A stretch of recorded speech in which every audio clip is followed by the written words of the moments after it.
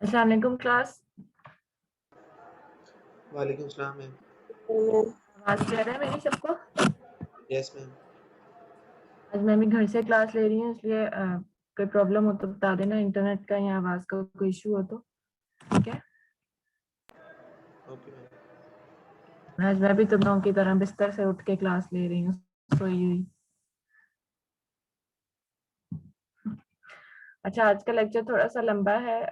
Last time हम लोगों ने नी एनाटमी पढ़ी थी, नी पैथोलॉजीज जो है ना वो आज हम लोगों ने कवर करनी है, तो इसलिए थोड़ा सा लेंथी लेक्चर है आज। तो कोशिश करेंगे आज कंप्लीट हो जाए, क्योंकि आगे आ जानी है छुट्टियां, तो इस लेक्चर को इसी में ही कंप्लीट करना है। ठीक है। आप लोगों का इसके बाद कोई लेक्चर तो नहीं है ना? 10 बजे। 10 बजे है मेडिसिन का। अच्छा चलो, फिर इसमें कंप्लीट करने की कोशिश करते हैं कि इसी लेक्चर में कंप्लीट हो जाए। स्टार्ट करते हैं।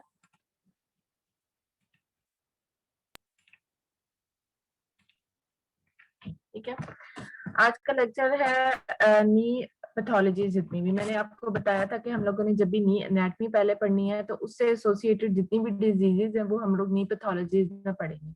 ठीक, हम लोगों को अल्ट्रासोनोग्राफिक अपीयरेंस सबका पता है कि हम हमारे टेंडन्स, लिगामेंट्स, जितने भी हमारे स्ट्रक्चर्स हैं जो हमने एनाटमी में पढ़े थे, वो अल्ट्रासोनोग्राफी के लिए किस तरह नजर आते हैं, जो कि हम थर्ड लेक्चर में पढ़ेंगे किसी भी रीजन को जब हम कंप्लीट करेंगे। ठीक है। तो इसके अंदर जितनी पैथोलॉजीज हमने पढ़नी है वो हमने एसोसिएटेड जितनी एनाटमी स्ट्रक्चर, एनाटमिकल स्ट्रक्चर नी के पढ़े थे ना, उसी से एसोसिएटेड सारी पैथोलॉजीज हैं। ठीक है।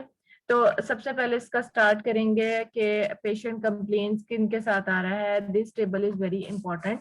ठीक है, कि पेशेंट की क्या हिस्ट्री है, पेशेंट किन कंप्लेंट्स के साथ आ रहा है, क्या उसको मतलब पेन है, और उसकी पोटेंशियल फाइंडिंग्स क्या हो सकती हैं। ठीक है। तो पेशेंट हिस्ट्री, ये टेबल आप अच्छे से पढ़ लेना। ठीक है। इसमें क्या है, patient when rising from sitting position और ड्यूरिंग स्टेयर क्लाइंबिंग, उसमें उसको क्या पोटेंशियल फाइंडिंग हो सकती है। इसको पटेलोफेमोरल डिजीज हो सकती है, जिसमें उसको सिटिंग प्रॉब्लम, या जब वो उठ के बैठता है, या उसको जब भी सीढ़ियां चढ़ता है, उसको नीज में बहुत ज्यादा पेन होती है। ठीक हो गया। फिर इसी तरह बाकी हमारे पास जो है वो एक सेकेंड।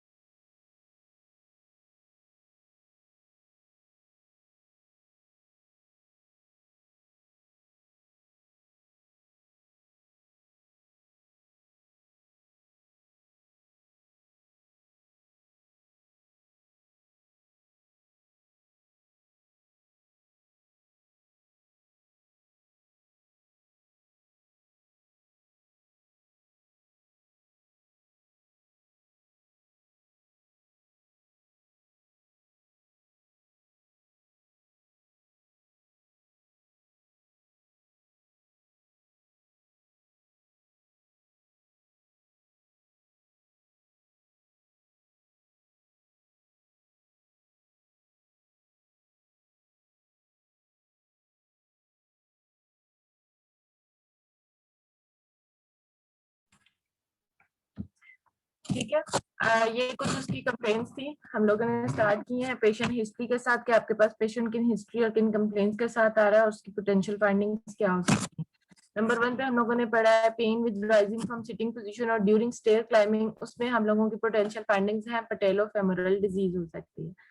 MVA ट्रॉमा क्या है? मोटर व्हीकल ट्रॉमा या एक्सीडेंट जितने भी हैं हमारे, उसमें क्या पोटेंशियल फाइंडिंग हो सकती है? PCL टीयर या डिसलोकेशन हो सकती है, पेन और locking of the knee after squatting, meniscal tear, popping sound after a pivoting motion during a non-contact injury, ACL tear, popping sound during contact, collateral ligament, meniscal और patellar dislocation, acute swelling, हमारे पास ACL peripheral meniscal tear, osteochondral fracture with or without capsule tear, knee gives out ligamental laxity, patellar subluxations। ये आप लोगों ने सिर्फ और सिर्फ इसकी जो है ना पेशेंट हिस्ट्री या कंप्लेन्स या पेन्स जितने भी हैं वो देख के और उसके साथ पोटेंशियल फाइंडिंग्स को इस टेबल के अंदर पूरे को याद कर लो, तो आपको मेजर जो है ना इस लेक्चर इसी के अंदर ही समझ आ जाएगा और याद हो जाएंगी। ठीक है, ये तो पेशेंट हिस्ट्री और कंप्लेन्स थी। देन हमारे पास क्या है?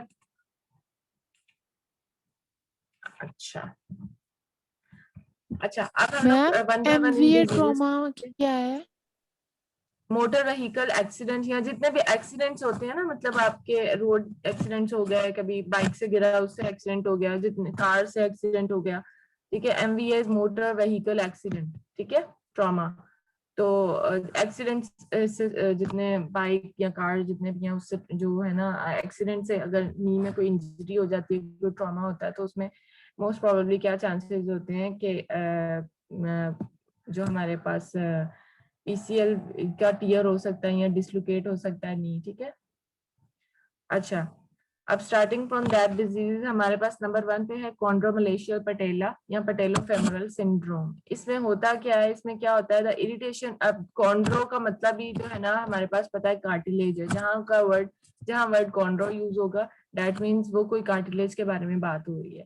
तो कॉन्ड्रोमलेशिया पटेला या पटेलोफेमोरल सिंड्रोम क्या होता है? इसके अंदर क्या है? कार्टिलेज की जो है वो इरिटेशन हो सकती है और उससे जो है ना पेन नी की एसोसिएट है।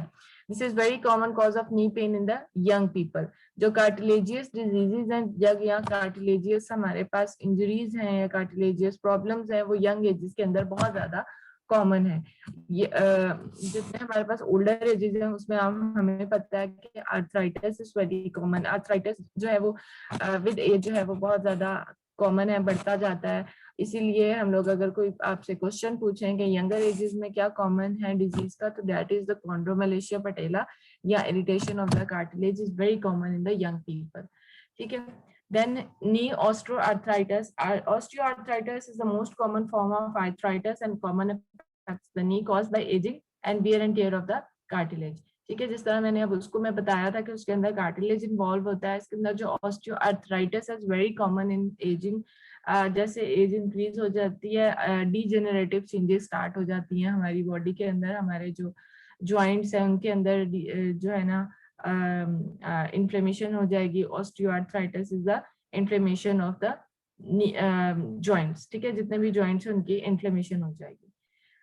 ठीक, फिर हमारे पास आ गया और ऑस्टियोआर्थराइटिस सिम्पटम्स में include knee pain, stiffness and swelling. ठीक है, इन कंप्लेंट्स के साथ पेशेंट आ रहा है। ऑस्टियोआर्थराइटिस के अंदर पेन तो है ही है, स्टिफनेस है बहुत ज्यादा, स्वेलिंग हमें पता है कि हम इन्फ्लेमेशन का साइन है। ठीक, ये हो गए हमारे पास दो डिजीजेस जो कि एक कार्टिलेज से एसोसिएटेड है एंड यंग पेशेंट्स में है, यंग एजेस में है। दूसरा हमारे पास ऑस्टियोआर्थराइटिस है जो कि हमारे पास जो है वो एज उनसे जो है ना हायर होती है कंपैरेटिव टू कॉन्ड्रोमलेशिया, और इसके अंदर जो है क्या जॉइंट के जितनी भी इन्फ्लेमेशन है वो हम लोग इसमें अल्ट्रासाउंड पे नजर आ सकती है ऑस्टियोआर्थराइटिस के अंदर। और ऑस्टियोआर्थराइटिस के अंदर अल्ट्रासाउंड के ऊपर हम लोगों को क्या चीजें नजर आ सकती हैं, और जितने भी मैंने आपको बताया था इन्फ्लेमेशन के साइन है वो क्या है अल्ट्रासोनोग्राफी के लिए। Number 1 is the hypervascularization. ठीक है, उसमें क्या होगा कि आपका जो ब्लड फ्लो है बहुत ज्यादा इंक्रीज हो जाएगा इन एवरी इन्फ्लेमेशन। ठीक, सेकंड हमारे पास पेशेंट कंप्लेन के आएगा, पेन तो होगी उसको, स्वेलिंग जो है ना वो आपको नजर आ सकती है अगर हम उसकी फिजिकल एग्जामिनेशन करते हैं तो। देन हमारे पास बड़ा इंपॉर्टेंट एक ये पॉइंट है जिसमें हम लोग जॉइंट फ्यूजन और साइनोवियल हाइपरट्रॉफी को अल्ट्रासाउंड के ऊपर डिटेक्ट कर सकते हैं। अब joint effusion and synovial hypertrophy का क्या फर्क है? ठीक है, किसी को पहले पता है? मुझे बताएगा। ज्वाइंट डिफ्यूजन तो पता होगा। Joint diffusion and synovial hypertrophy क्या हो सकती है? ज्वाइंट डिफ्यूजन में हमारे पास जो साइनोवियल फ्लूइड है वो, और साइनोवियल हाइपरट्रॉफी जो साइनोवियल मेम्ब्रेन हमारे पास है जो कि एक्सक्रीट कर रहा होता है हमारे पास साइनोवियल फ्लूइड, उसके अंदर क्या हो सकती है? उसकी हाइपरट्रॉफी हो जाती है। अब सोनोग्राफिकली दोनों में क्या डिफरेंस है? ठीक है, ultrasonographic pathology, an amount of fluid of more than 3 ml can be depicted in the knee joint with ultrasound. ठीक है, देन हमारे पास क्या है? 3 रेसिसेस ऑफ द नी साइनोविया। हमारे पास 3 रेसिसेस हैं नी जॉइंट में। रेसिसेस का क्या मतलब होता है? स्पेसेस हैं जहाँ पे हमें पता है कि वहाँ पे फ्लूइड अक्यूमुलेट हो सकता है, और उन तीनों हम रेसिसेस को देखते हैं। और नी जॉइंट के अंदर जो हमारे रेसिसेस हैं वो एक तो है सुप्रापटेलर, एक लेटरल और मीडियल पैरापटेलर रीजन। ठीक है, जब भी हम लोगों ने फ्लूइड को देखना भी है तो हम इन रेसिसेस के ऊपर अल्ट्रासाउंड प्रूव रखेंगे, और सबसे पहले स्टार्ट करेंगे फ्रॉम द सुप्रापटेलर, देन हम लोग लेटरल और मीडियल साइड की दोनों रेसिसेस को देखते हुए फ्लूइड को मेजर करेंगे। If the fluid is more than 3 ml it is said to be joint effusion। ठीक है,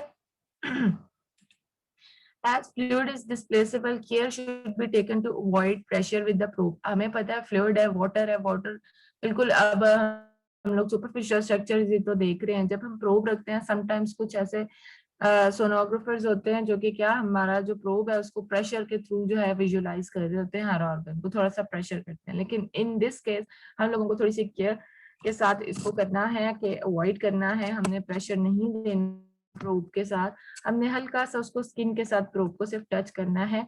सिर्फ इतना टच हो जाए कि आपके जो एयर है वो बीच में ना आए और उससे हमें आर्टिफैक्ट प्रोड्यूस ना हो। ठीक है, प्रोब आपकी पूरी स्किन के साथ इंटैक्ट होनी चाहिए, बस आप लोगों ने प्रेशर नहीं डालना। प्रेशर डालेंगे तो फ्लूइड क्या होगा? वो डिस्प्लेस हो जाएगा, नीचे जितना फ्लूइड है वो हम उसको प्रॉपर मेजर नहीं कर सकेंगे।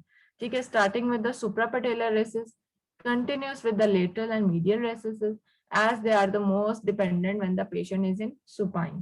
ठीक है, अब हम लोगों ने फ्लूइड को मेजर करना है, जॉइंट डिफ्यूजन देखनी है। जॉइंट डिफ्यूजन के लिए मैंने रेसिसेस बता दी हैं। उसमें क्या होगा कि आपने starting from the suprapatellar and then to medial और लेटरल साइड के जो पैरापटेलर रेसेस है वहां पे अपने प्रोब रखते हैं, 3 जगहों पे प्रोब रखना है एंड देन अपना फ्लूइड को देखना है।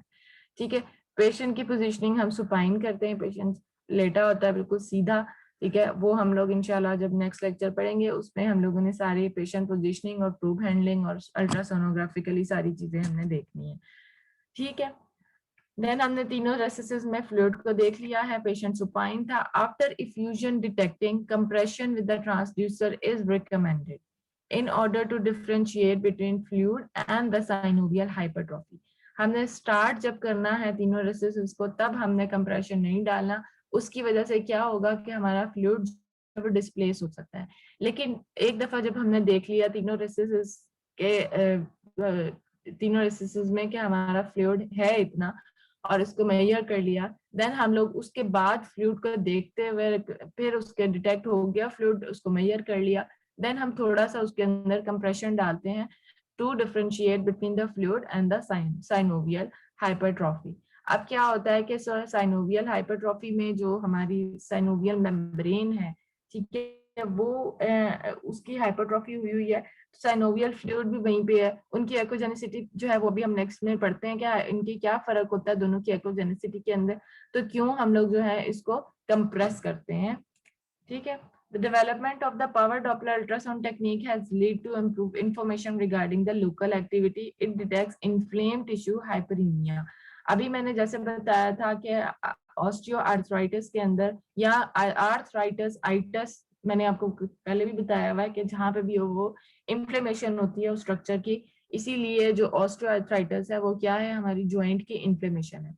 तो ज्वाइंट के इन्फ्लेमेशन के अंदर मैंने बताया था एक मेजर साइन क्या होता है? हाइपरवेस्कुलराइजेशन। ठीक है, इन्फ्लेमेशन के अंदर हमारे पास ब्लड फ्लो बहुत ज्यादा इंक्रीज हो जाता है। फॉर दैट डिटेक्शन हम क्या यूज करते हैं? पावर डॉपलर अल्ट्रासाउंड, ताकि वो हमें, एक तो कलर डॉपलर अल्ट्रासाउंड है, हमने कलर डॉपलर के बजाय पावर डॉपलर अल्ट्रासाउंड देखना है जिसका क्या मतलब है कि हम लोगों को उसके अंदर डायरेक्शन तो हमने देखनी नहीं है, बिकॉज पावर डॉपलर के अंदर हमें डायरेक्शन का पता नहीं चलता जिस तरह कलर डॉपलर के अंदर पता चलता था, रेड और ब्लू कलर जो हमें डायरेक्शन बताता था। But power Doppler is direction free, उसमें कोई डायरेक्शन नहीं पता चलती, बट उसकी जो हमारे पास सेंसिटिविटी है is more then colour Doppler. ठीक है, तो उसके अंदर हम पावर डॉपलर के अंदर छोटी सी छोटी ब्रांचेस भी वेसल्स की इसके अंदर डिटेक्ट कर सकते हैं, जो कि हमें बता देगा कि दिस इज हाइपरवैस्कुलराइजेशन। जो छोटी छोटी वेसल्स जो हैं वो भी हमें इसके अंदर अच्छी नजर आएंगी। सो फॉर द ऑस्टियोआर्थराइटिस या कोई भी इन्फ्लेमेशन हम लोग पावर डॉपलर उसके अंदर टेक्निक यूज करेंगे। ठीक है, it detects inflame tissue hyperaemia, blood flow बहुत ज्यादा इंक्रीज हो जाता है। Next is the knee is a relatively deep joint, so power Doppler signal is not always present in case of synovitis. However, it presents an indication of acute inflammation. अभी मैंने बताया कि inflammation में तो इसका बहुत अच्छा रोल है, एक्टिव इन्फ्लेमेशन जहाँ पे हो जाती है, लेकिन समटाइम्स क्या होता है अगर साइनोवाइटस है, साइनोवियल मेम्ब्रेन की इन्फ्लेमेशन है, उसके अंदर कलर डॉपलर हम लोगों को इतना ज्यादा अच्छा नहीं नजर आ सकता, because synovitis is a deep structure, ऊपर हमारे बोन्स भी हैं।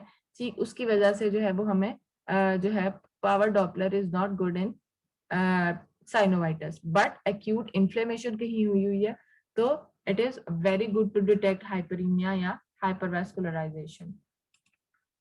The superiority of the ultrasound examination over clinical exam in the swollen knee was first proven by Hosier at ETAL। अब ETAL जब आप पढ़ोगे ना, ETAL जिसे कहते हैं, ये हम लोगों का वर्ड तब यूज होता है जब हम लोगों ने रिसर्च करनी होती है ना, तो रिसर्च के अंदर अब फॉर एग्जांपल के मोर देन वन जो थे ना आपके पार्टिसिपेंट्स थे जिन्होंने रिसर्च की है।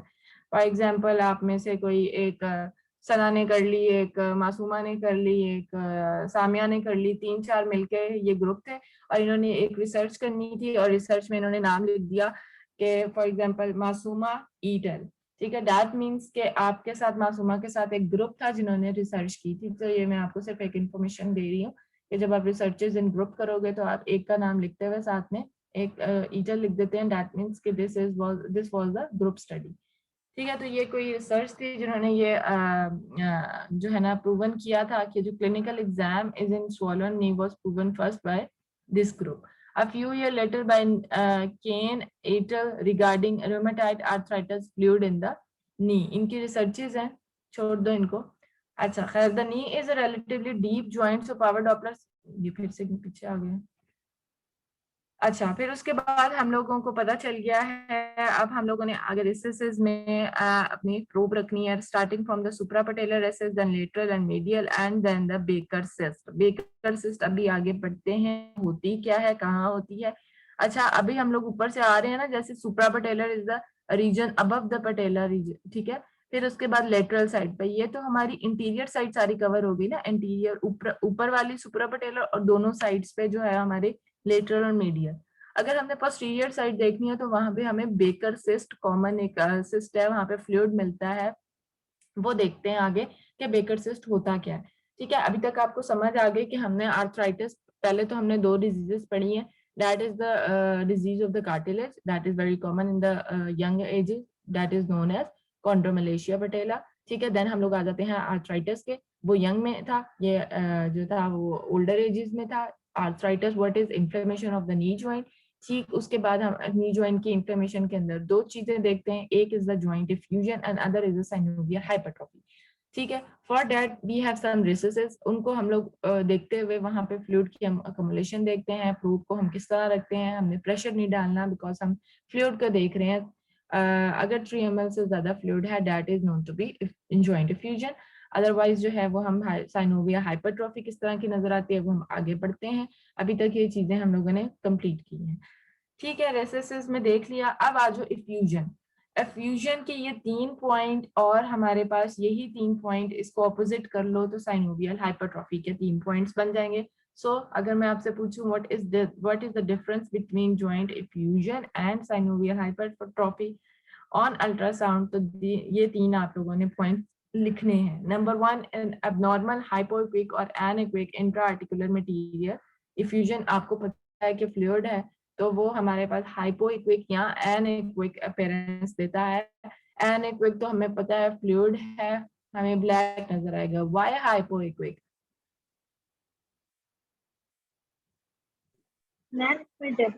अच्छा, समटाइम्स ऐसा होता है कि हमारे पास जो इफ्यूजन है, जो हमें फ्लूइड नजर एनेक्विक, उसमें इतनी ज्यादा इंफ्लेमेशन की वजह से हमें सम फॉरेन ऑब्जेक्ट्स भी उसमें नजर आ सकते हैं, हमें उसके अंदर कोई डेब्रीज नजर आ सकती हैं, हमें उसके अंदर अगर कोई इंफ्लेमेशन की वजह से जो है ना, क्या कह सकते हैं, उसकी जो अपीयरेंस है वो बिल्कुल एनेक्विक, बिल्कुल क्लियर फ्लूइड नहीं हो सकता, उसके अंदर कोई डेब्रीज या कोई हमारे पास फॉरेन पार्टिकल्स नजर आ सकते हैं।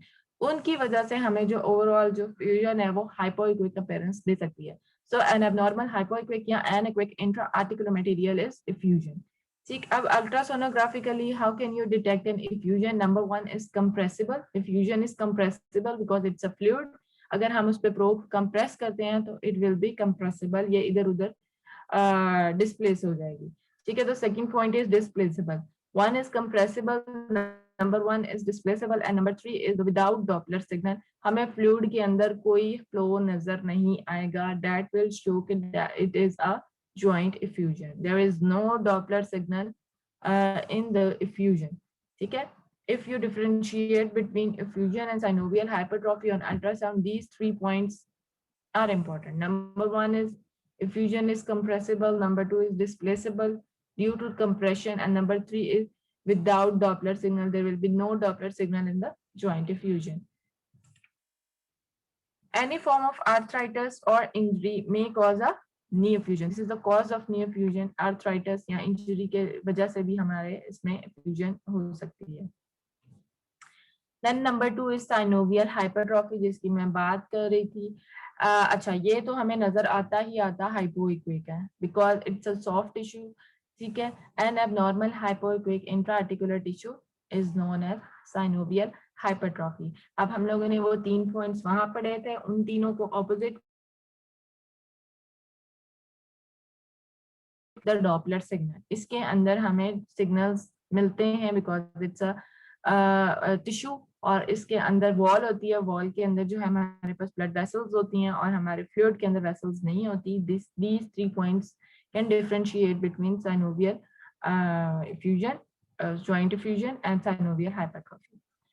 ठीक है, अच्छा, ये हमारे पास जो है ना, ये सुप्रापटेलर रेसिस के अंदर सुप्रापटेलर रेसिस के अंदर जो है वो कुछ हमें एफ्यूजन और साइनोवियल हाइपरट्रॉफी बता रही है, बट इतनी क्लियर नहीं है। बट ये हम जहाँ पे स्टार है, ये हम कहते हैं डाटा एफ्यूजन। ठीक है, फिर इसको मेजर करेंगे। If it is more than 3 ml then it is said to be effusion, otherwise it's normal. ठीक है, ये देखो साइनोवियल हाइपरट्रॉफी में कैसे ये जो हमारा स्पेस है, ये वाली जितनी भी है, ठीक है, एक तो ये कि ये वॉल देख रहे हो, उसके अंदर ग्रे स्ट्रक्चर सारा नजर आ रहा है, हाइपोइक्विक है, थोड़ा सा फ्लूइड भी है, ठीक है, बट वो है फ्यूजन, ठीक। लेकिन hypertrophy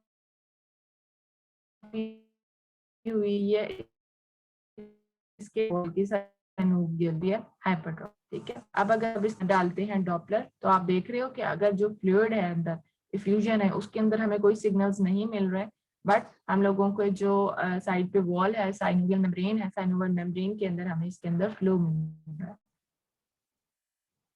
Neofusion at its greatest point of thickness inside the suprapatellar recess is more than 3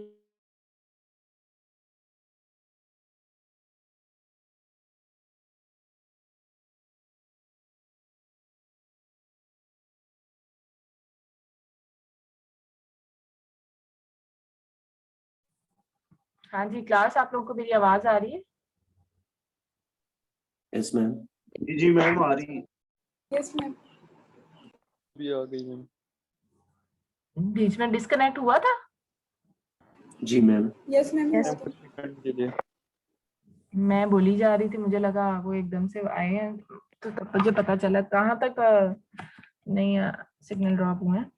तो ये डायग्राम्स देख ली थी? No ma'am. Yes ma'am. Synovial hypertrophy पढ़ लिया ना हमने? मैम डायग्राम अभी कर दी। ठीक है, साइनोवियल हाइपरट्रॉफी और इफ्यूजन का डिफरेंस हमने पढ़ लिया। देन हमने डायग्राम्स देखी हैं। दिस इज इफ्यूजन, हमें नजर आ रही है स्टार जहाँ पे है सुप्रा पटेलर रेसेस में। ठीक है, ये पटेला है हमारा पी जो है, उसके अगर हम लोग ऊपर जाके हमारे पास जो रेसेस है सुप्रा पटेला, दैट इज अबव पटेला, हमारे यहाँ पे स्पेस होती है, ठीक है, खाली जगह होती है।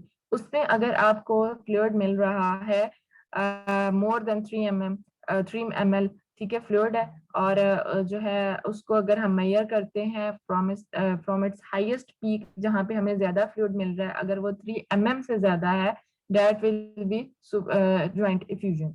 ठीक है, ये हमारे पास साइनोवियल जो हाइपरट्रॉफी मैंने बताया था इज अ ग्रे स्ट्रक्चर, और ग्रे स्ट्रक्चर की वजह से वो हाइपोइक्विक नजर आ रहा है। ये देख रहे हो सारा, इसके अंदर ये सारा साइनोवियल की साइनोवियल मेम्ब्रेन की हाइपरट्रॉफी हुई है।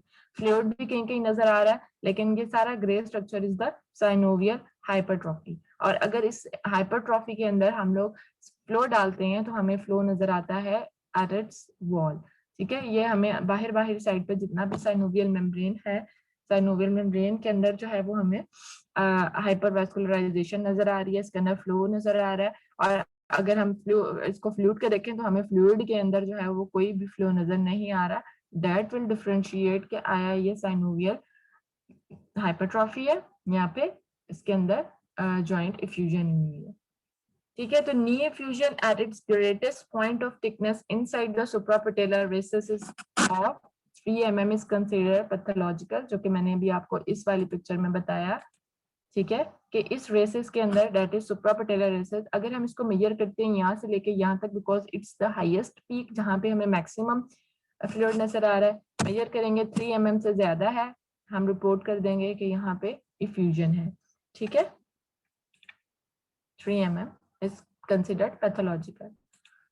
अच्छा, knee synovitis in rheumatoid arthritis is sometimes refractory. Persistence for more than 6 months of aggressive local and systemic treatment or replacing during the treatment, and that may cause great damage to the joint, leading frequently to arthroplasty.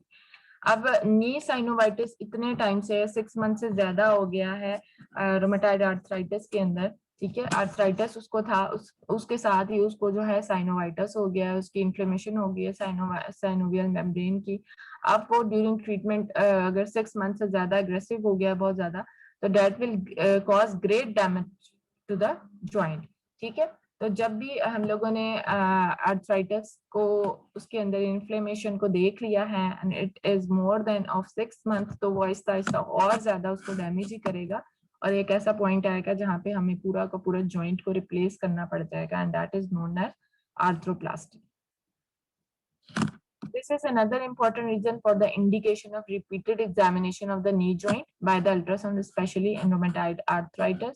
ये एक important point है कि हम लोग जब भी ultrasound, हमने बताया था कि हम क्यों करते हैं, हम एमआरआई क्यों नहीं करते, हमें बार बार कुछ ऐसी डिजीजेस के अंदर अल्ट्रासाउंड को बार बार देखना पड़ता है या फिर उसकी प्रोग्रेशन देखनी पड़ती है। ठीक है, तो उसके लिए हम इजी है हमारे पास कि हम फौरन से अल्ट्रासाउंड कर लें। रोमेटाइड आर्थराइटिस अगर पेशेंट का है तो वो क्या है, उसको हम लोग देखते हैं कुछ टाइम के बाद के आया ये ठीक हो रहा है या और डैमेज की तरफ जा रहा है। तो this is very important reason for the indication of repeated examination of the knee joint by ultrasound, especially in rheumatoid arthritis. अब ये active arthritis है। Active arthritis, why it is active arthritis? क्या major point है? Hypervascularization। ठीक है, इसके अंदर आप vessels देख रहे हो, डॉपलर पावर डॉपलर इसके अंदर डाला हुआ है, और उस नी जॉइंट के अंदर हमें बहुत सारी वेसल्स मिल रही हैं। ठीक है, हमने कवर कर लिया है रेसिसेस, तीनों हमने रेसिसेस देख ली हैं, लेटरल, मीडियल और जो हमारे पास सुप्रापटेलर, सेम इसी तरह की रेसेस होती है, और इसके अंदर अगर फ्लूइड मोर देन 3 mm या 3 ml तो that is pathological. We said it is effusion, joint effusion हुई है। ठीक है, और हम लोग क्यों अल्ट्रासाउंड इसके अंदर आर्थराइटिस के अंदर बार बार करते हैं, क्योंकि साइनोवाइटिस इन्फ्लेमेशन जो कि साइनोवियल मेम्ब्रेन की है, अगर वो बहुत ज्यादा स्टार्ट हो जाए with time more than 6 month, अभी हम लोग को और डैमेज कॉज करना शुरू हो जाएगा, देन वो लीड कर रहा है टुवर्ड्स आर्थ्रोप्लास्टी के, हमारा जो पूरा जॉइंट है उसको हम लोग रिप्लेस कर सकें, इतना डैमेज हो चुका है due to the synovitis, inflammation of the synovial membrane. अच्छा, ये तो हो गई फ्रंट वाली साइड, अगर हम बैक पे चलते हैं, ठीक है, posterior side of the knee joint, वहां पे भी हमें एक फ्लूइड मिलता है। वो सिस्ट क्या हो सकती है? वो हो सकती है बेकर सिस्ट या पॉप्लीडियल सिस्ट। इन दोनों में क्या फर्क होता है वहां पे हम इसमें पढ़ते हैं। What is Baker cyst and what is popliteal? Baker cyst is a fluid filled distended synovial line bursa arising between. अब ये बेकर क्या है? ठीक है, एक हमारे पास सिस्ट है और वो होती कहाँ पे है? पोस्टीरियर साइड पे हमारे पास दो मसल्स हैं, उनके दरमियान में हमें ये मिलेगी। और वो क्यों कौन से? Medial head of the gastrocnemius and the semi membranes tendon. ठीक है, इनके दरमियान में हमको एक फ्लूइड फिल्ड स्ट्रक्चर मिलेगा that is known to be a Baker cyst. Baker cyst usually located at or below the knee joint line. मेरी आवाज आ रही है? जी मैम। Yes, वो ma'am. बीच में से वो आ जाता है बार बार के सिग्नल। Yes ma'am. तो मुझे बस यही टेंशन रहती है, जहाँ पे रहे मुझे पता नहीं चलेगा कि ये ना मैं बोलती रहूं और आप लोगों को मेरी आवाज ही ना आ रही हो। अच्छा, Baker cyst usually located at or below the knee joint line. ठीक है, अल्ट्रासाउंड फर्स्ट लाइन इन्वेस्टिगेशन। क्या बेकर सिस्ट को अल्ट्रासाउंड पे जब हम डिटेक्ट करते हैं, what are the first line investigation? Ultrasound पे कैसी बेकर सिस्ट नजर आती है? Number 1 point is a well defined cyst, ठीक है, with the neck at its deepest extending into the joint space. ये एक फर्क है जो कि पॉप्लीडियल सिस्ट और बेकर सिस्ट का है। बेकर सिस्ट भी posterior side of the knee पे मिलती है, पॉप्लीडियल सिस्ट भी पोप्लीडियल फोसा मतलब जो हमारा बैक साइड है वहां पे सिस्ट मिलती है। तो हम कैसे कहेंगे कि this cyst is a Baker cyst and this is a popliteal? Baker cyst भी हम लोगों को प्रॉपर एक वेल डिफाइंड सिस्ट की तरह मिलेगी, पॉप्लीडियल सिस्ट भी वेल डिफाइंड मार्जिन और हमें एनिपिक सिस्ट मिलेगी। मेजर डिफरेंस है नेक का। ठीक है, बेकर सिस्ट के अंदर एक हमें नेक मिल रही होगी जो कि एक्सटेंड कर रही है इनटू द जॉइंट स्पेस। दोनों यूजुअली एनेक्विक हैं but may contain internal debris. ठीक है, एनेक्विक विद इंटरनल डेब्रीज। हमने बताया कि बेकर सिस्ट कहाँ पे पड़ी होती है? दो मसल्स हमारे बेकर सिस्ट के head of medial head of the gastrocnemius और सेमी मेम्ब्रेनस। ठीक है, ये हमारे पास नॉर्मल अभी इमेज दिखा, मेरा कर्सर कहाँ गया? कर्सर ही घूम गया, ऊपर आ रहा है इमेज के ऊपर नहीं आ रहा, पता नहीं क्या हुआ। अच्छा खैर, ये जो ग्रीन कलर का एरिया है ना, this is the semi membranes, और जो हमारे पास ये नीचे पर्पल जो जहाँ पे जिस कलर का लिखा हुआ है medial head of the gastrocnemius, ये दोनों बिल्कुल साथ साथ पड़े हुए हैं, ये नॉर्मल है। ठीक है, आप देख रहे हो। और बेकर सिस्ट अगर होगी तो वो इन दोनों के दरमियान हमें मिलेगी। ठीक है, नीचे हमारे पास medial head of the gastrocnemius muscle देख रहे हो कितना वो है, बड़ा सा मसल उसके अंदर हमें नजर आ रही है। ठीक, और अगर दूसरा हम देखते हैं क्या था, सेमी मेम्ब्रेनस टेंडन। अब ठीक है, अब ये देखो सेमी मेम्ब्रेनस टेंडन और इस मसल के अंदर आपको फर्क महसूस हो रहा है। वो टेंडन हमें छोटा सा ग्रीन कलर का इतना नजर आ रहा है, और हाइपर एक्वेक अगर हम ये कलर हटाएं तो उसके अंदर लाइन व्हाइट कलर की ज्यादा नजर आएंगी। और नीचे अगर हम देखें तो ये पूरा, मेरा कर्सर पता नहीं क्यों नहीं आ रहा,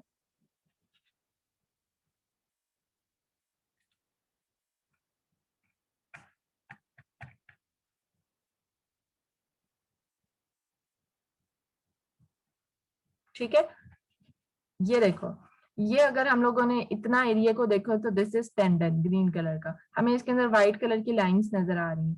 ठीक है, ये टेंडन है और this is muscle medial head of the gastrocnemius. अब ये देख रहे हो, ये पूरा यहाँ से लेके यहाँ तक, और इसके अंदर हमें ये देखो स्ट्राइएशन, पूरी मसल्स तो प्रॉपर हमें एक बल्कि सा प्रॉपर नजर आता है, ये पूरा मसल है।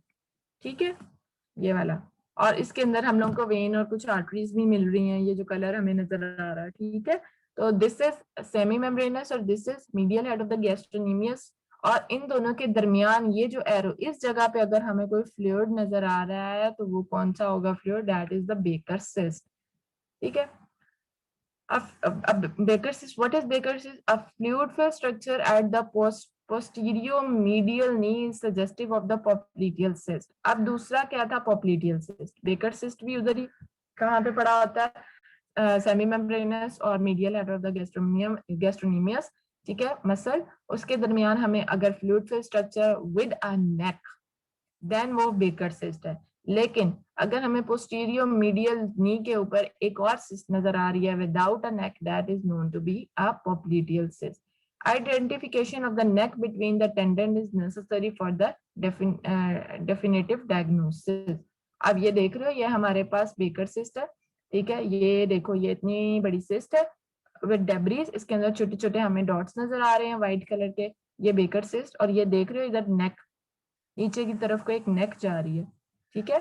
ये फ्लूइड है सारा, ये ग्रे ग्रे सा हाइपोइक्विक सा सारा फ्लूइड है, उसके अंदर डेब्रीज की वजह से हमें इतनी बड़ी सिस्ट नजर आती है.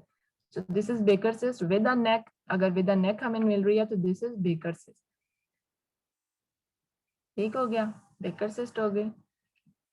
ठीक है. 2 peaks are described, 4 to 7 years and 35 to 70 years. ठीक है. इनके इन एज ग्रुप्स के अंदर इसका पीक बहुत ज्यादा होता है, या तो बहुत यंग एज, बहुत बच्चों में 4 to 7 years के बच्चों में हमें ये मिलेगी, यहाँ पर 35 से 70 इयर्स के एज में हम लोगों को ये कॉमन है baker cyst.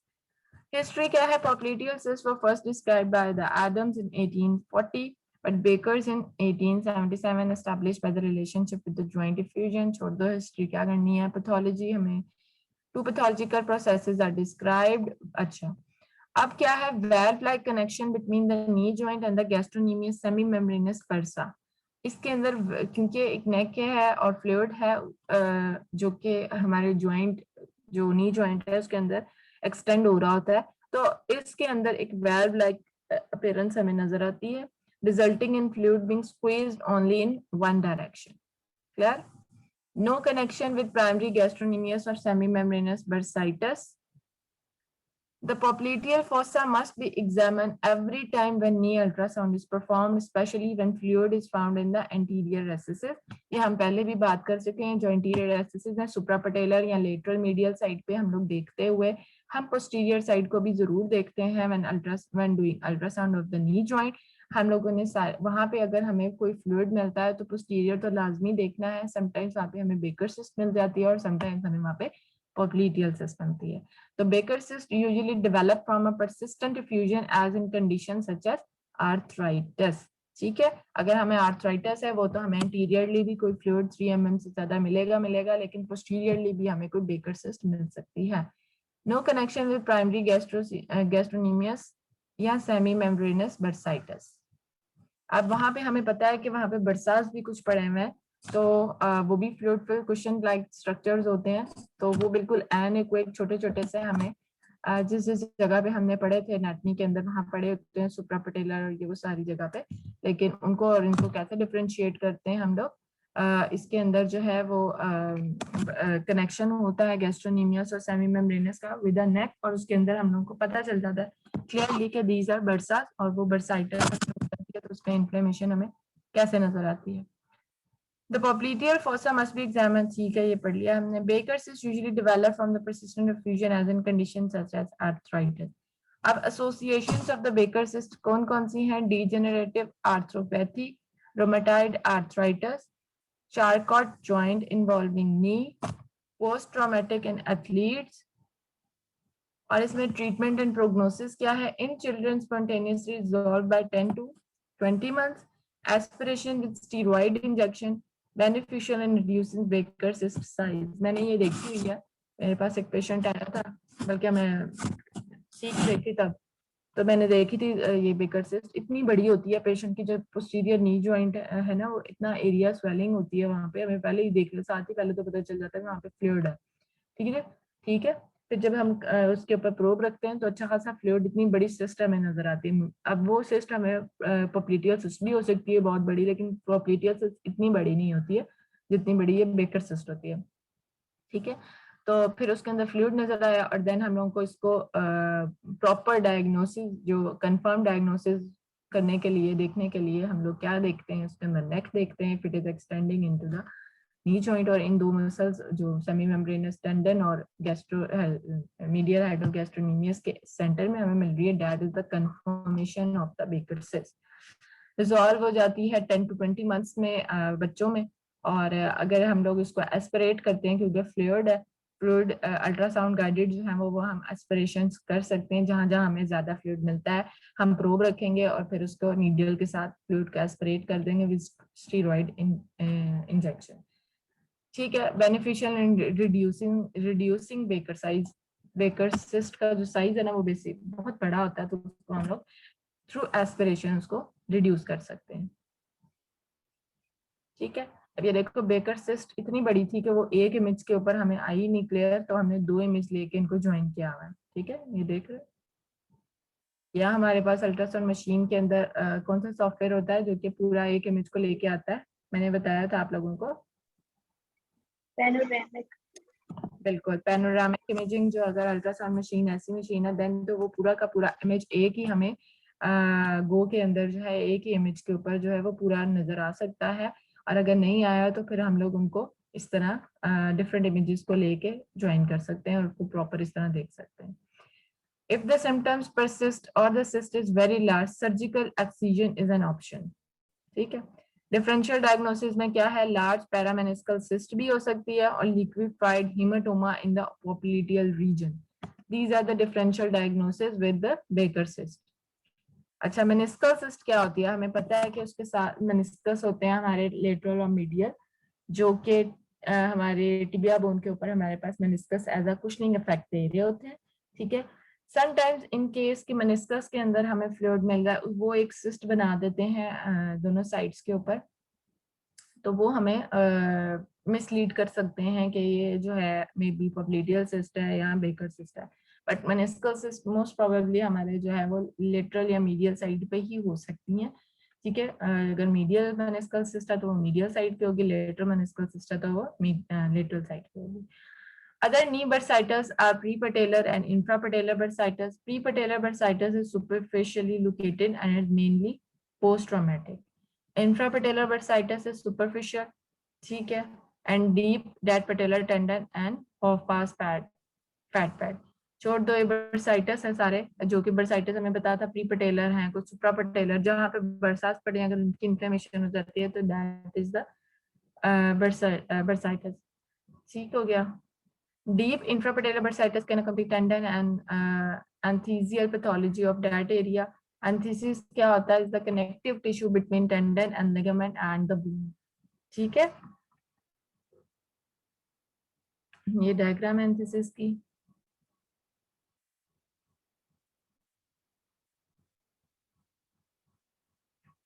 An important aspect to mention is that while no fluid is normally found in prepatellar bursitis, a small amount in deep infrapatellar bursa is common in healthy subjects. ठीक है, fluid in the इंफ्रापटेलर bursa, ठीक है, सारे रेसिसेस और सारे जहाँ पे बरसात हमें मिल रहे हैं उसके साथ साथ फ्लूइड को भी हमने देखना है, इंपॉर्टेंट नहीं है, बस छोड़ दो उसको। बोन एंड कार्टिलेज एबनॉर्मैलिटीज क्या है, अब आज जो हम लोग के फ्लूइड और साइनोवियल वो चीजें देख ली हैं, अब आज जो बोन या कार्टिलेज की एबनॉर्मैलिटीज। Knee osteoarthritis is most common encounter disease among general population with a woman predilection. ठीक है, वुमेन के अंदर बहुत ज्यादा कॉमन है ये arthritis. The most specific ultrasound sign for the osteoarthritis are the osteophytes. अब बोनी अब लोगों के अंदर अगर चेंजेस देखते हैं आर्थराइटिस के अंदर, तो उसके अंदर नंबर 1 साइन हमें ऑस्टियोफाइट्स मिलते हैं इन ऑस्टियोआर्थराइटिस। ऑस्टियोआर्थराइटिस मैंने बताया था कि डीजेनरेटिव चेंजेस हो जाती हैं हमारे स्ट्रक्चर के अंदर, तो बोन्स को वो कैसे खराब करेगी, उसके अंदर ऑस्टियोफाइट्स बन जाएंगे। ऑस्टियोफाइट्स क्या होते हैं, एक छोटी छोटी सी बोनी प्रोजेक्शंस होती हैं, defined as a step up bony prominences at the end of the normal bony contour or at the margins of the joint seen in two perpendicular planes with or without acoustic shadowing. ठीक है, in the knee joint the place to look for osteophyte is the tibiofemoral joint. This is MCQ. ठीक है, कि अगर osteoarthritis है, osteoarthritis के अंदर हमें ऑस्टियोफाइट्स देखने हैं तो मोस्ट प्रोबेबली टिबियोफेमोरल जॉइंट वाला एरिया जो है वो हम देखते हैं फॉर द ऑस्टियोफाइट्स। ठीक हो गया, और ऑस्टियोफाइट्स क्या थे, इट्स अ बोनी प्रोजेक्शन जो छोटी छोटी सी प्रोमिनेंस हमें नजर आती है। अच्छा, फिर आ गया, in advance diseases osteophytes can permanently compromise the joint structure, ठीक है, लीडिंग टू सेकेंडरी पैथोलॉजी। अब वो सेकेंडरी पैथोलॉजीज क्या हो सकती हैं, अगर ये बहुत टाइम से है, क्रॉनिक है, देन वो leading towards the secondary pathology, ligamentum rupture कर सकती है। मेनिस्कल क्लेफ्ट या मेनिस्कल सिस्ट बन सकती है अगर ये बहुत टाइम से ऑस्टियोआर्थराइटिस है, then leading towards the secondary pathologies and वो क्या है secondary pathologies that can rupture the ligament, meniscal cleft और मेनिस्कल सिस्ट। ठीक है, the indication for the ultrasound is in the early stage of the disease mainly for the diagnosis। ठीक है, early तो हम लोग डिटेक्ट कर सकते हैं, नंबर 1 है फ्लूइड ज्यादा हो जाएगा, नंबर 2 बोनी अगर प्रॉब्लम है तो बोनी अगर अल्ट्रासोनोग्राफिक देखनी है पेरेंट्स तो उसमें ऑस्टियोफाइट्स बन जाएंगे। ठीक है, इन एडवांस डिजीजेस हमने पढ़ ली हुई है कि कैसे हमारे कैप्सूल या मेनिस्कस को वो टियर कर सकते हैं, लेकिन अगर वो बहुत ज्यादा एडवांस हो चुकी हुई है, बहुत टाइम से क्रॉनिक है, तो leading towards the secondary pathology, ये हमने पढ़ लिया। अच्छा, बोन की हो गई, अब बोन के बाद आ गए cartilage. Cartilage at the knee joint has a thickness about, ma'am बात करें वो नहीं पढ़ा जा रहा। क्या है इसमें मुश्किल, रीडिंग ही करनी है, ये लेक्चर लटका रहेगा, पूरा लेक्चर पढ़ो। मैम फिर पढ़ा पढ़ने क्या में भी नहीं जा बहुत रहा मसला तुम लोग होता है। क्या? समझ नहीं आ रही लेक्चर अब की तो। 82 स्लाइड थे। कोई नहीं, पूरा हफ्ता है, ये लेक्चर बहुत इंपॉर्टेंट है, फिर हम लोगों ने आगे भी पढ़ने हैं, 2 लेक्चर इकट्ठे नहीं हम लोगों ने पढ़ने। चलो पढ़ो चुप करके। Okay ma'am. टाइम क्या हुआ है? बजे टाइम क्या हुआ, मेरे पास घड़ी नहीं है। 9:50 10 हो बजे गए। 10 बज गए? 10 मिनट हो मैम गए। 10 9:50 मैम 9:50। कितनी स्लाइड्स रह गई हैं? 60 हैं, आधी रहती हैं। चलो फिर मैम अगले अभी लेक्चर में। पूरा हाफ चला है। यस मैम, नेक्स्ट चलो क्लास में कर लेंगे। Yes ma'am. अच्छा चलो फिर ना पूरे रीड करके आना, इसमें कुछ मुश्किल नहीं है, रीडिंग वाली चीजें हैं, नॉर्मल क्या होता है और क्या। लेकिन अच्छा चलो 60 पढ़ ली हमने, 60 याद रखना, 60 से जो है ना आगे हम लोग जो है ये सारी नी जरा लंबा है, इसलिए इसका लेक्चर थोड़ा मैंने इसलिए लंबा बनाया है, इसके अंदर बहुत सारी प्रॉब्लम्स है। ठीक है, तो यस सारा। मैम मैंने आपसे एक वो वॉल्व वाला पूछना था, वो जो आपने दोनों सिस्ट के बारे में था, उसमें एक हाँ। वॉल्व वाला पॉइंट था वो बता दें, और एक पैनोरामिक इमेज दिखाई थी आपने, उसमें हाँ। नेक कहाँ पर है? नेक कहाँ पे है? नेक, अच्छा कुछ ऐसे हमारे पास इमेजेस होते हैं जो कि हम लोग डायनामिक इमेजिंग, मैंने बताया था कि हम लोग लाइव देख रहे होते हैं। ठीक है, समटाइम्स जो नेक होती है वो हमें उस व्यू के अंदर नजर नहीं आती है एक प्रॉपर, वो तो मैंने एक इमेज दिखाया था कि इसके अंदर जो सिस्ट है हमारी इतनी बड़ी थी कि उसके लिए हम लोगों को 2 इमेजेस को ज्वाइन करके सिस्ट को देखना पड़ रहा है। ठीक है, समटाइम्स मशीन के अंदर पैनोरामिक इमेजिंग होगा, देन तो हमें रिक्वायर्ड नहीं है, लेकिन अगर है पैनोरामिक इमेजिंग तो एक ही गो के अंदर हम पूरी सिस्ट को देख सकते हैं। सिर्फ उस इमेज का मकसद ये था कि आपको बड़ी सिस्ट दिखा सकते हैं, लेकिन जब नहीं हम मैम वो तो समझ में आ गई है, लेकिन आपने लाइव उसमें बताया था कि बात बेकर करें, सिस्ट है, तो उसमें ना नेक का पूछना था कि वो कहाँ ये पर देखो, होगी जो। ये देख रही हो, yes ma'am. This is the neck. ठीक है, और दूसरा क्वेश्चन क्या था आपका? मैम वो वॉल्व वाला, वो जो ऊपर स्लाइड है, इससे ऊपर है, ये वाली। अच्छा, वैल्व। वैल्व आपको पता है ना वैल्व क्या होते हैं? वैल्व हमारे पास जिस तरह हार्ट के अंदर होते हैं कि वो एक डायरेक्शन के अंदर हमारा फ्लो जाने देते हैं। ठीक है, दूसरी डायरेक्शन में अगर हमारा फ्लूइड जो है वो मूव करेगा तो वो उसको रोकते हैं। Same like that valve like connection between the knee joint and the gastrocnemiomembranous bursa is present। ठीक है, उसमें क्या होता है कि फ्लूइड जो है ना वो जब हम एक डायरेक्शन में स्क्वीज करता है, valve like connection is present between the knee joint and the gastrocnemiomembranous bursa। ये एक valve है, बस इस जगह पे प्रेजेंट है, और उसका क्या काम है? that will squeeze the fluid only in one direction।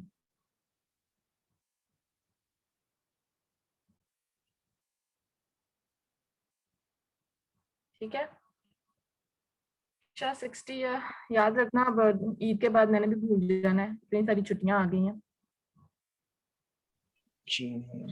10 minute है अभी, और कुछ? मैम बेकर सिस्ट और पॉप्लिटियल सिस्ट सेम है, इसमें बस नेक डिफरेंशिएट करेगी इन दोनों को, और इनका साइज है सिस्ट और है भी दोनों। कुछ।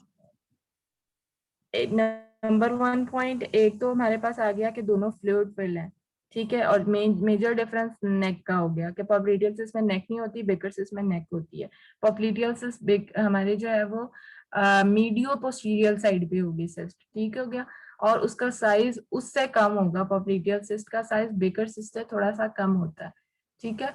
फिर दूसरा पॉइंट हमारे पास जो था वो हमें पता है कि बेकर सिस्ट किस जगह पे होगी, दो जो एक टेंडन मेम्ब्रेन जो जगह थी उस जगह पे उसके दरमियान में होगी, ठीक है। मेन जो डिफरेंस है ना वो नेक का है वो भी फ्लूइड फिल, वो भी हमें सिस्ट अपीयरेंस दे रही है, एक नेक और एक राउंड स्ट्रक्चर पोप्लीटियल सिस्ट और इसके दरमियान का होना, ठीक है।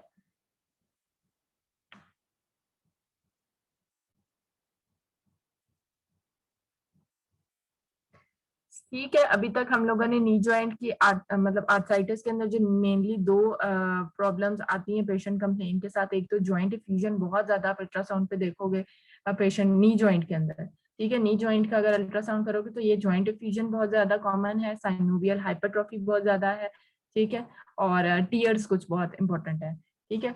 और बाकी चीजें अगर आर्थराइटिस अगर बहुत ज्यादा क्या कह सकते हैं टाइम से है, क्रॉनिक था, तो उसके अंदर क्या हो जाएगा, बोनी प्रॉब्लम्स आ जाएंगी, उसमें डीजेनरेटिव चेंजेस आना शुरू हो जाएंगी, ऑस्टियोफाइट्स बन जाएंगे, ठीक है। ये आपको अल्ट्रासाउंड पे डिटेक्ट करने आनी चाहिए, अल्ट्रासोनोग्राफिकली हमें ये चीजें किस तरह नजर आती हैं, ठीक है। वैसे कोई मुश्किल ही करेगा मस्कुलोस्केलेटल अल्ट्रासाउंड, हमारे यहाँ पे पाकिस्तान में बहुत कम मस्कुलोस्केलेटल अल्ट्रासाउंड हो रहे हैं, और वो भी कोई एडवांस वाले लोग ही कर रहे हैं, बहुत कम हो रहा है, ठीक है। एक्सपीरियंस लोग जो है ना वो इस पे कर रहे हैं। एक्सक्यूज मी मैम, हाँ जी, मैम जो स्लाइड नहीं पढ़नी वो आप निकाल देंगी? क्यों निकाल दूंगी, नेक्स्ट मैम टाइम मतलब पढ़ेंगे। आप मैम मतलब आपने कहना कि ये छोड़ दो, हम जैसे बेकर सिस्ट की हिस्ट्री थी। इम्पोर्टेंट नहीं है तो इसका मतलब उसको निकाल दो, इम्पोर्टेंट नहीं है का मतलब है कि आपको थोड़ी सी पता तो होनी चाहिए ना उसके बारे में, चीजें कुछ हिस्ट्रीज वगैरह होती हैं, ठीक है, वो मैं कहती हूँ इम्पोर्टेंट नहीं है, लेकिन ये कि ये इसका दैट डजंट मीन कि आप उसको निकाल ही दो बेचारे को। अब बुक के अंदर इतनी बड़ी बुक होती है, मैं बुक रीडिंग इसीलिए आप लोगों को कहती हूँ बुक्स पढ़ा करो, तो उसके अंदर इतना डिटेल होती है, इतनी चीजें, वो हमारी क्या कहते हैं कॉन्सेप्ट ही क्लियर कर रहे होते हैं ना, समटाइम्स कुछ इंपॉर्टेंट चीजें होती हैं जिनको हम हाईलाइट कर लेते हैं, बाकी चीजें हम निकाल थोड़ी देंगे, बट वो आपका कॉन्सेप्ट ही क्लियर कर रही होती है। निकालना क्यों है बेचारों को, हमारी ओके स्लाइड मैम। इतनी ज्यादा मजे की बनी हुई है, 107 स्लाइड्स हैं। मैम यस, मैम मैंने ना लास्ट दोनों जो क्लासेस थी मैम मैंने ली थी, और मतलब थोड़ा नेट इशू था, लेकिन मैम मैंने क्लास ली थी। अब मैं पोर्टल चेक कर रही थी तो मेरी दोनों पे एब्सेंट थी, दोनों पे मैम अपने एब्सेंट किया हुआ था, इनफैक्ट सारी क्लासेस पे एब्सेंट किया हुआ था। अच्छा, फिर मे भी आपका टाइम ना कम हो, आपने मैम इधर होता है मे बी, नेट इशू तो बहुत ज्यादा होता है, लेकिन मैम मैंने क्लासेस दोनों ली थी। आप रिकॉर्डिंग दोबारा एक दफा देख लीजिएगा पता नहीं, फिर दोनों। शायद मेरे पास ना आपके टाइम कम हो रहा होगा, 1-2 मिनट के, मेरे पास कुछ 1-2 मिनट वाले भी ऑनलाइन आते हैं, उनके एब्सेंट्स कुछ लगती हैं, शायद आपका टाइम कम होगा। अगर नहीं अल्लाह तो चेंज हो सकती है, उससे पहले की चेंज नहीं हो सकती, मैं देख लेती हूँ उसकी लास्ट लेक्चर में मैम क्रेडिट चारों लगा दूंगी। मैंने मतलब पहले चेक नहीं किया पोर्टल, तो वो चारों एब्सेंट हुई हुई थी। इनफैक्ट 5 मार्च को तो मेरे ख्याल से नेट भी ठीक था, आप एक दफा रिकॉर्डिंग देख लीजिएगा। इस क्लास की भी एब्सेंट थी, और मैम जो मैम कल क्लास होती है उस पे भी मतलब एब्सेंट था, हालांकि मैंने मतलब अच्छा, दोनों ली थी। ये हो सकता है आपने बेशक क्लास ली हो, लेकिन जूम के ऊपर मुझे नहीं पता क्यों, क्योंकि जूम का हम लोग जो हमारे पास रिकॉर्ड होता है ना, मैं तो वहीं से लगाती हूँ, मेरे पास जो प्रेजेंट आ रहे होते हैं उनके नेम शो हो रहे होते हैं, ठीक है, वो नेम शो हो रहे होते हैं, उनका टाइम शो हो रहा था कि इतने मिनट के लिए उसने क्लास ली है, तो जिनका नेम शो हो रहा था मैं तो वहां से बस प्रेजेंट लगाती रहती हूँ आपके पोर्टल के ऊपर।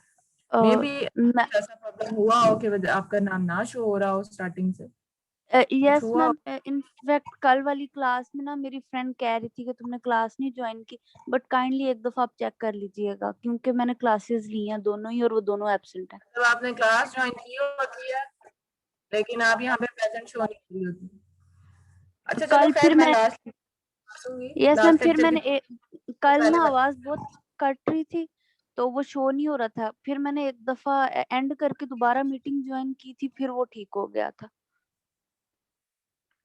थोड़ा ठीक है, नेट वो इशू लास्ट है। क्लास जो है ना, लास्ट क्लास की तो लग जाएगी, लेकिन उससे पहले वाली नहीं चेंज हो सकती है, तो वो मैं देख लूंगी, और ओके मैम। थैंक यू ठीक मैम। है, उससे भी अटेंडेंस का ना इतना वो करो। मुझे पता है नेट इश्यूज की वजह से मैंने इसकी कोई असेसमेंट्स भी नहीं रखी हैं। ओके थैंक यू ठीक है, मैम। इसमें कोई आपका तरह नहीं है, अटेंडेंस की इतनी फिक्र ना किया करो मासूमा की तरह। मासूमा, मुझे आपका स्टेटस याद आ गया। मासूमा आ जाइए। कौन सा मैम? जब टीचर ने कहा कि अटेंडेंस के तो मार्क्स ही नहीं है, याद आया? Yes ma'am. हाँ, तो वो चक्करों में तुम लोग भाग मत जाना कि असेसमेंट्स नहीं है अटेंडेंस की तो सारे एब्सेंट ही होना शुरू हो जाओ।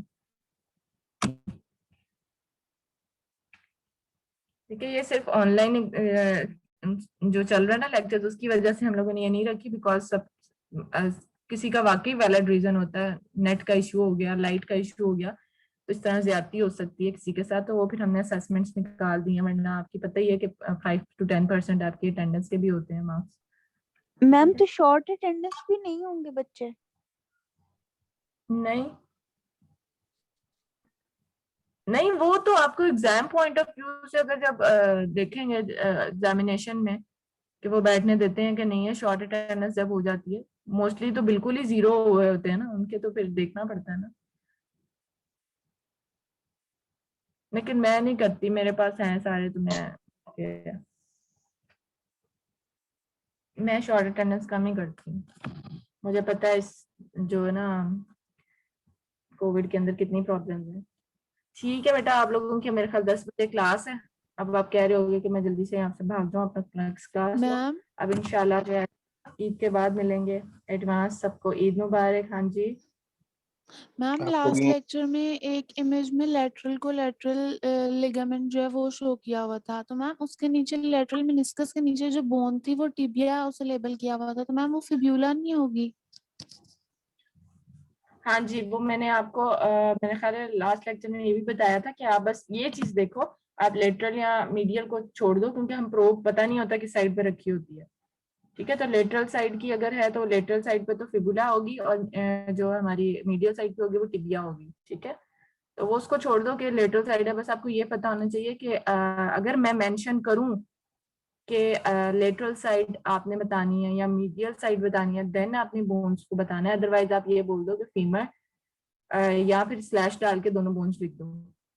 ठीक है, अगर आपको साइड क्लियर नहीं है, जब मैं अगर लेबलिंग के लिए दूं ना आपको, अगर लेबल, देन वो मुझे पता है उसके अंदर उन्होंने बताया कुछ हुआ, लिखा कुछ हुआ, तो ये होता है समटाइम्स जब हम इमेज कर रहे होते हैं तो हमें पता ही नहीं होता कौन सी साइड है।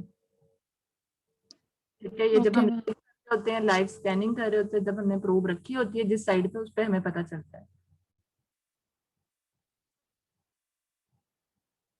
ठीक है,